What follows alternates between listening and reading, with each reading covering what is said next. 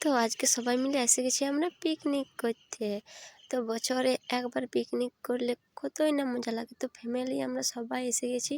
তো এই দেখো উম রান্না করার জন্য কাঠ জুড়ি জোগাড় করে নিয়েছি। তো নাস্তা করে আমাদের সবার হয়ে গেছে। তো এবার রান্নাটা করছি দুপুরের জন্যে। তো দেখতে পাচ্ছ এটা হচ্ছে আমার দিদি। তো ফ্যামিলি সবাই একসাথে পিকনিক করার মজাটাই কিন্তু আলাদা। তো সবাই নাস্তা করে নিয়েছিল, তো আমি আর আমার ছোটো বোন বাকি ছিল, তো আমরা নাস্তাটা করে নিয়েছি।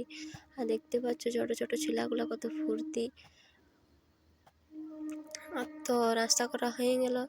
তো এবার বাকি দুপুরের জন্য রেডি করা হচ্ছে। তো দেখতে পাচ্ছ এইদিকে এগুলো হচ্ছে আমার ছোটো ছোটো ননদ। তো এগুলো বেগুনি ছাই খেলছে।